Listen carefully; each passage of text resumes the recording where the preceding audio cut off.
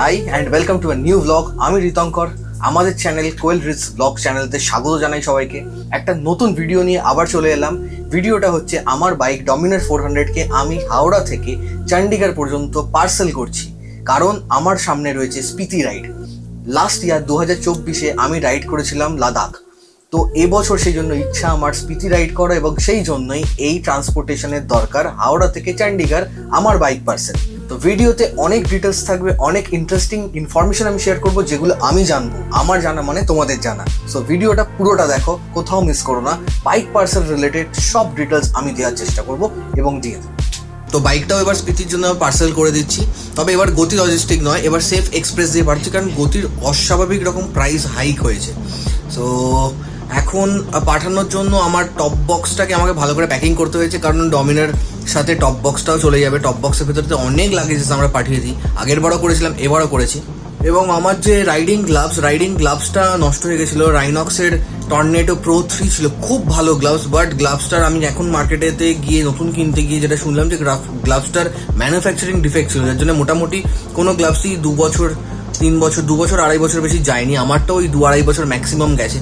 So এবছর আমি আবার যেহেতু স্পিতি যাচ্ছি, সো প্রোটেকশন খুব একটা প্রায়োরিটি আমার কাছে।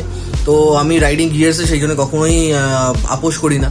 তো সেই জন্য আবার একটা ভালো গ্লাভস কিনে এনেছি, সেটা কি রিভিল করছি এবার। তো আমি এবছর রাইনক্স ছেড়ে সোলেস নিয়েছি। সোলেসের রাইভাল, এই যেখানেতে লেখা রয়েছে সোলেসের রাইভাল, এই গ্লাভসটা বেশ ভালো লাগলো। এখানেতে নক্স প্রোটেকশন রয়েছে। ইদানিংকালে রাইনক্স এই নক্স প্রোটেকশনটাকে তুলে দিয়েছে, যেটা আমার খুব একটা পছন্দ নয়। নক্স প্রোটেকশনটা থাকলে খুব ভালো একটা প্রোটেক্টিভ লেভেল পাওয়া যায় গ্লাভসে। গ্লাভসটা বেশ ভালো। আমার দাম পড়েছে 3800, 3800 টাকা। আমি আমাদের কলকাতা ওয়েলিংটন থেকেই পারচেস করেছি। তো এখানে আমাদের টপ বক্স টোটালি এখন প্যাকিং হয়ে গেছে। এই আমার গ্লাভস, এখানে কোয়েলের গ্লাভস রয়েছে, এখানে আমাদের রেন লাইনার্সগুলো রয়েছে, একদম ফুল এই প্যাকিংটা করে একদম কালকে ডমিনারের সাথে এটাও চলে যাচ্ছে চণ্ডীগড়। আর এটার তলাতে কিছু আমাদের রাইডিং যে বুটসগুলো সেগুলোও দিয়ে দিয়েছি, কারণ যেহেতু ফ্লাইটে যাব আলাদা করে বুট ক্যারি করা খুব প্রবলেমেটিক। সো এটাকে এখানে দিয়ে দিলাম, আর এটাকে বন্ধ করে দিলাম। খোলা হবে এটা একদম চণ্ডীগড় থেকে। এখন সেফ এক্সপ্রেস এসে পৌঁছালাম, বাট যা গরম, মারাত্মক গরম, তার সাথে হিউমিডও সেরকম লেভেলের। আর আগের বারের মতোই শুভজিৎ দাও এবার প্যাকিং করছে। শুভজিৎ দা, তো শুভজিৎ দা প্যাকিং করলে আমার একটা মানে মাথায় কাজ করে যে না, গাড়িটা সেফলি যাবে। আগেরবার যেহেতু এত ভালো গেছিলো, তো সেখানে এখন সাগরাইল ইন্ডাস্ট্রিয়াল কমপ্লেক্সে রয়েছি। তো স্টেপ বাই স্টেপ হোক।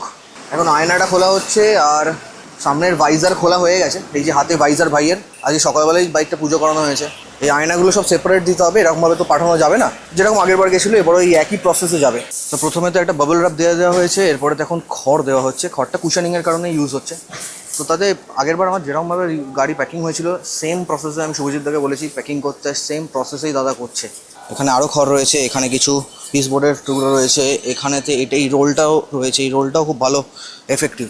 সেফ এক্সপ্রেসের এই যে হাবটা কিন্তু যথেষ্ট বড়। যখন আমার গাড়ি এখানেতে মানে চণ্ডীগড় থেকে যখন আমি আবার বাইকটিকে পার্সেল করবো, তখন মোস্ট প্রবাবলি এই হাবেতেই সেই পৌঁছাবে। সো হাবটা কিন্তু বেশ বড়। এখানেতে ওদের অফিস ওই দূরেতে, এবং এত বড়, ভেতরটা বিশাল হিউজ। তো সেফ এক্সপ্রেসে কত খরচা পড়ছে সেটা আমি এখনও পর্যন্ত জানাইনি। ইনফ্যাক্ট আমি নিজেও পরিষ্কারভাবে জানি না, মোটামুটি একটা জানি আন্দাজ। তো এখান থেকে আগে পেপার ওয়ার্কস হোক, তারপরে তো আমি সেটা জানাবো যে কত খরচা পড়ছে। তবে যতটা আমি জানি যে গতি লজিস্টিক আগেরবার পাঠিয়েছিলাম তার থেকে কিছুটা হলেও কম। এই হচ্ছে সৌরভ দা, এখানেতে আমার বাইকটা উনি মেনলি হ্যান্ডেল করছেন। আর সেফ এক্সপ্রেস থেকে কত খরচা পড়ছে পেপার ওয়ার্কসের ব্যাপারটা একবার সৌরভ দা বলে দেবে।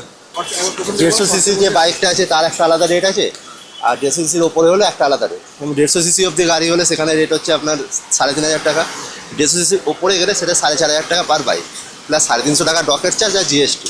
আর যে পিনকোড আছে সেই পিনকোড অনুযায়ী এটা দেখতে হবে। যদি পিনকোডটা সেফেস্টেন্সের লোকেশনে, তোমার 500 টাকা এক্সট্রা চার্জেস হয়। আমার গাড়ি কত পড়ছে? এটা 4.5 প্লাস 350, 4800। আর পিনকোডটা দেখতে হবে একবার, ডেলিভারি হবে মোটামুটি ওই 5000 বা 6000 সামথিং এরকম। তার মানে 5 থেকে 6000 টাকার মধ্যে আমার গাড়িটা এখান থেকে পার্সেল হয়ে যাচ্ছে। এবং পেপার ওয়ার্কসের মধ্যে কী কী লাগছে? পেপার ওয়ার্কসের মধ্যে এখানে আছে আপনার আপনার আধার কার্ড যেটা সেটা আছে, গাড়ির ইন্স্যুরেন্স, আর আরসি কপি। এখানে বাইকটা অনেকটাই প্যাকিং হয়ে এসছে। এখানেতে এখন এই যে রোলগুলো, সেই পেপার রোলগুলো ইউজ করা হচ্ছে। এই যে রোল এখানে পড়ে রয়েছে আরও অনেকটা। পেছন দিকটা কিন্তু খুব সুন্দরভাবে প্যাকিং করা হয়েছে, একদম পুরো টোটালি কভার। ঠিক আগের বছর আমার এইভাবেই লাদাখ রাইডের জন্য শুভজিৎদা প্যাকিং করেছিল।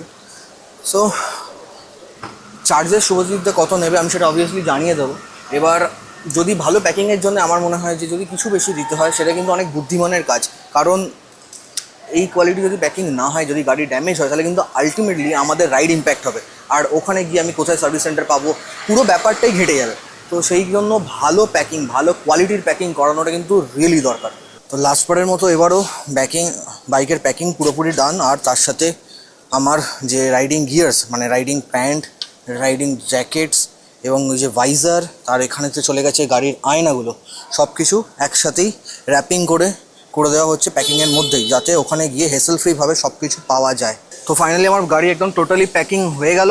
টপ বক্সটা এবার বাইকের ওপরেতেই প্যাক করা রয়েছে, কারণ এটাকে সেপারেট পাঠালে তখন তার চার্জেস আলাদা লেগে যাচ্ছে। তো যেহেতু এটা গাড়িরই অ্যাক্সেসরিজের মধ্যে পড়ছে এবং টোটালি এটা গাড়ির সাথেই, তো আমি ওটাকে লক করে দিলাম। এখানে তো কোনো নড়ার সম্ভাবনা নেই, কারণ এটা যথেষ্ট স্টাডি। আর গাড়ি সুন্দরভাবে আগেরবারের মতো প্যাকিং হয়েছে, যেরকম আগেরবার হয়েছিল।